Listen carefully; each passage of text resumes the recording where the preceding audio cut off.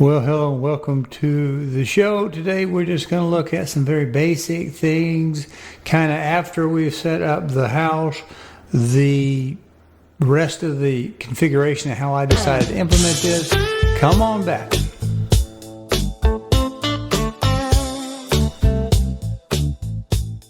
Well, all right. Now, hopefully we won't have too bad audio. We are in the upstairs studios with the irregular walls, and that back there helps.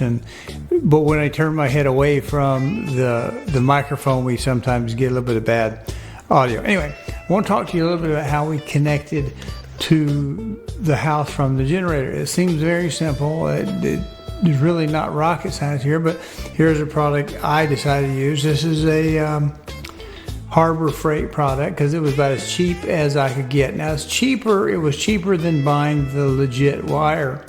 And I do this through the years, and I have a number of times. I'll buy an extension cord because I can get it and its type of wire cheaper than I can get actual real wire and put the ends on it. I still end up putting the ends on it, maybe one end or the other, and maybe I can salvage it for something else. But anyway, this is, as it says, 50-foot 10-gauge indoor-outdoor, and is not a bad product. I don't think it's a bad product. Harbor Freight, about 80 bucks. Okay, now if you start calculating out what the real cord would be, it would be, depending on where you buy it, it may actually even be a little bit cheaper. But by doing this, what I was trying to do is salvage some. And when I had this in mind, I measured out. All right, see, this is the end of it.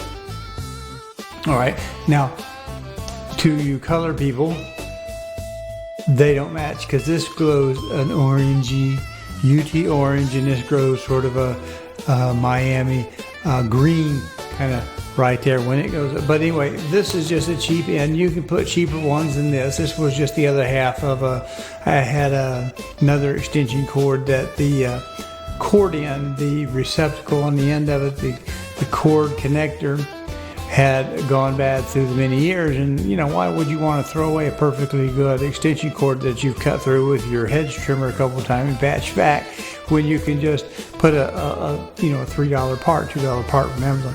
So anyway, this is unfortunately all that I saved off of the 50 foot, because when I started it, I measured out, and it looked like, using a tape measure, that it was going to be 35 feet is what I needed. But then you never cut your cord ahead of time, and you can't lengthen it, and you don't want to waste it. So it's another reason why I decided to just get the cord. But this is what it looks like after I got done with it, right? Not a big deal. On this end, this is your 240 volt connector. It does look like it has 3 wires to it, but it's actually 4, because you see that little shiny part right there. That's the ground. And this twist lock, this is the 50 amp side. Now this is a 30 amp wire, 50 amp connector, because I want the house, as we did the panels, as you've watched those videos, they're made to take up to that 50 amps. And you can always put less on the 50 amps. You can put less on 50, but you can't put 50 on 30 type thing. And on the other end of it, the first generator was a twist lock, and I prefer twist lock to that TT30. And the difference here is this will lock in. You don't have to worry about accidentally pulling out. And I do like that part. Now, the downside to that is it does stick out, and you can get some right angle trailer, travel trailer connectors, 30 amp, that are straight blade that just fit in like a dryer or a range or oven, something like that. And they can be a little shorter if you're in like you put like a generator condom on your unit out there for when it runs. It keeps the stuff off of it. It makes it a little tighter, a little shorter. If you have a travel trailer and you don't have enough room in the space where you're going to store it, you know, you would not run it inside your trailer, but you could at least have it put in there. Now, this is the other thing we did. In the pictures I'll show you in a minute, before we show you actually running and me hooking this up, this is 3/4 inch on this side. This is a male. All right, and you always want your males going into your females. That's how nature works, right?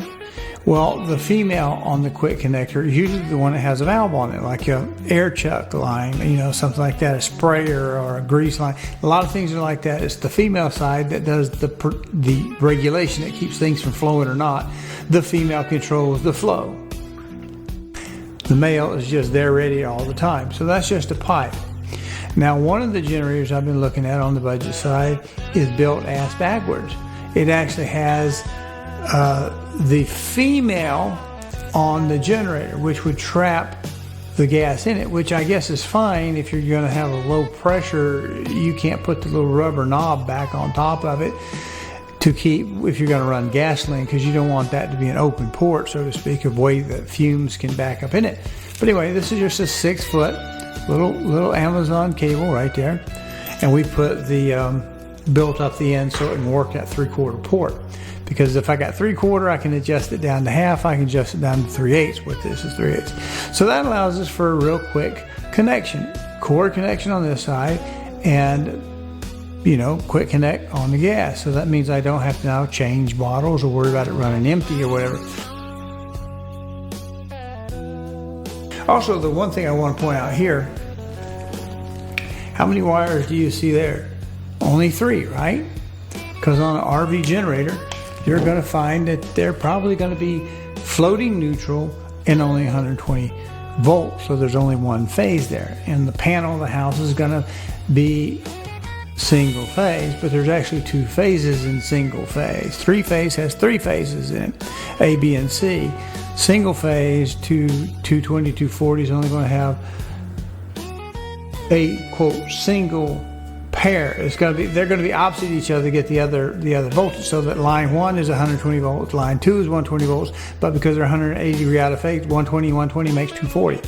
So they add together, but they're locked in that way. We still call that single phase. So in this case, I can't run anything to 40, which in my lower floor, the one I'm likely to run more often than I would drag a big generator out, is just going to only need 120. But it's going to need it on both circuits, both sides of the circuit, because you know some light circuits may be on A and some may be on B or whatever, and this way we just have the same line 1 going to line 2. You saw the panel if you've watched those earlier videos. So that's all we're doing there. I didn't bother to even turn off the dryer, because if I were to forget and try to turn on, it's not going to work, because it's only got 0 volts between line 1 and line 2. There's 0 volts because it's the same line. There may be a slight voltage difference because I'm losing maybe a little bit of voltage drop in a high current side. Now, how much does my house take? Well, when I show you, I've got another little video we're going to slip in here. I did a house study first. Let me find out, what do I really need to keep that bottom floor going in most cases? Well, I know I can calculate the microwave and the coffee makers. The stove is gas, so I don't really need much there. I can light it with a lighter. So really, dryer, if I can go through a day or two, maybe storm falls, without drying clothes, I can probably live with that. So this is most likely what I need. And if I were to be in a serious storm outage with ice storm or something, it's not going to help me with heat, but I do have a fireplace and I do have some portable gas units with carbon monoxide detectors on each floor and all that. And I wouldn't recommend that for anyone, but you know, what would it take to run a house? Well, that's what I'm going to show you. So I'm going to show you a little quick video after this of the little RV setup I created outside, and then we're going to show you the house study, and then I'll show you the actual flipping it on, because when I put it on, it'll make sense to you, because you hear some people say, well, don't have everything cut off and then transfer it on. Well, I happen to know that there's not going to be that much on it anyway. Worst thing that could happen is I might have a compressor, but if I just lost power, it's not going to restart immediately anyway. So there's not going to be much load except for, you know, lights. So all right, let's roll those and then we'll come back and wrap up. If you like this content, please go to calldeltosell.com, find the tab that says on YouTube, click it, and it'll open up a page of QR codes. There you can use a smartphone to scan and get to the YouTube page, or you can just mouse over and click it on a PC. There you'll be able to subscribe to this little button over here and click the notification bell so that YouTube will notify you. Thank you. Well, and as far as the outside part, here is my little pad. And of course I didn't reinvent the wheel. That's nothing but a 4 square foot paver, or 2x2. And you can see there's little bricks under there, and there's a bag of sand for leveling and the bricks that were left over and that little pad. So that just gives me my flat, stable, level place to put the genset. And here is the reworked gas line. I did tear this out and redo this from this side of it, increase it from the half that it was to 3/4 so that I could put a 3/4 quick connect there. Now the green regulator, of course, will put out more BTUs in the system that would need with either a generator or the heat, everything I have in the house. So it does that. It's really the limitation that you fall into on the house side of that low pressure. So it just works out where I can have a short 6-foot line, a gas line, to the genset, and we take from the genset here to inside the garage, and I'll show you a video in a bit. So this is not really rocket science here at all. And yes, I know I need landscaping. It's the landscaper's decade off as well.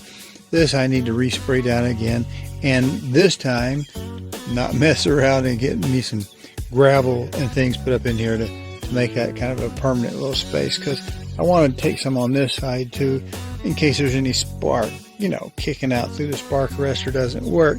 I don't want it like set the grass on fire if there's a backfire. But anyway, that's just how that works.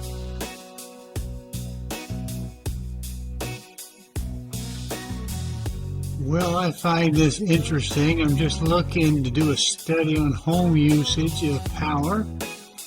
My electric bill has jumped up to almost $200. Now, this is the downstairs panel, obviously, and there's not much on it. Lights and TV and whatnot. And I do have a freezer that's running right now, and it looks like it's running off of that leg because I am pulling almost 2 amps on the high side. Now if I pull it over to the other leg, pull it on the other leg, I'm pulling 2.5 amps. So that's quite a bit of wattage for the downstairs. Of course, I'm not running a dryer, and the HVAC units, they're both outside. They pull off a different panel. The upstairs is on a different panel. I've got a split unit up there, but on this panel we're pulling next to nothing, and that should help me figure out what to do about my generator inlet I've put in down here, because I'm going to run a battery backup system for the garage, which is actually run the whole bottom of the house. I run the gas water heater over there. It'll peak up above that, but that should give me an idea of about how much battery to get a couple hours so I don't have to drag a generator out. And without going into too much detail, I did turn the dryer on, which is the only 240 volt line I have down here on the first floor. And we are pulling combined household with everything turned on. Well, not everything turned on, but typical, pretty typical stuff. We're pulling less than 30 amps at 240 volts.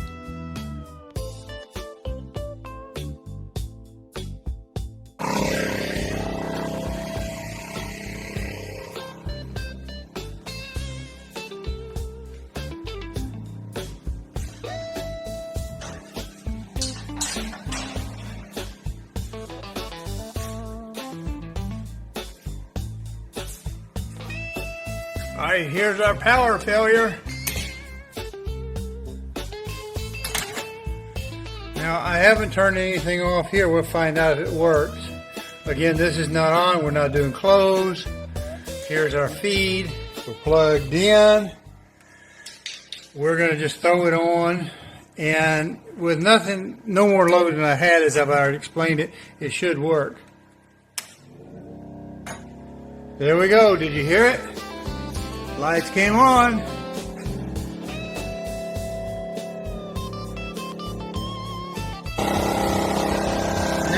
we're at 2 hours and 2 minutes. We have a green light here, so we're not overloaded. Red light's not on, we got oil, right? And we did speed up because we actually have a load on it. But when you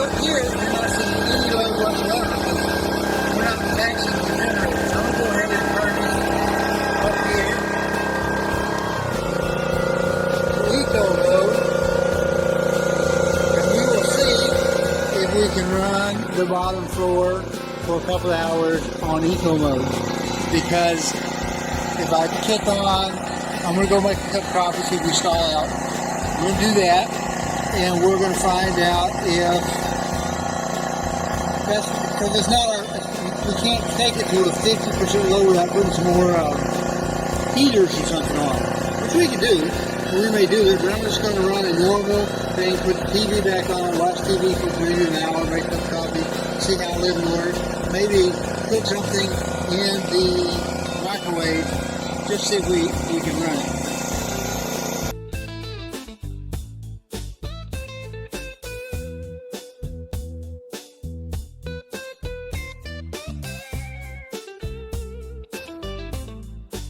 Well, I hope that was not too rambly for you.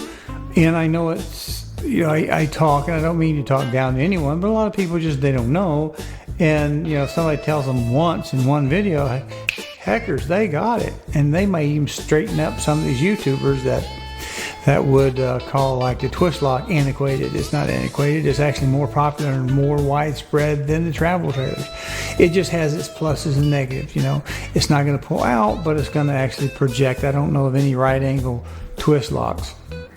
So the travel trailer works if that's what you got on your equipment. I've got an adapter that's due in any minute. It's supposed to be delivered today because I'm not changing my cord for this second generator.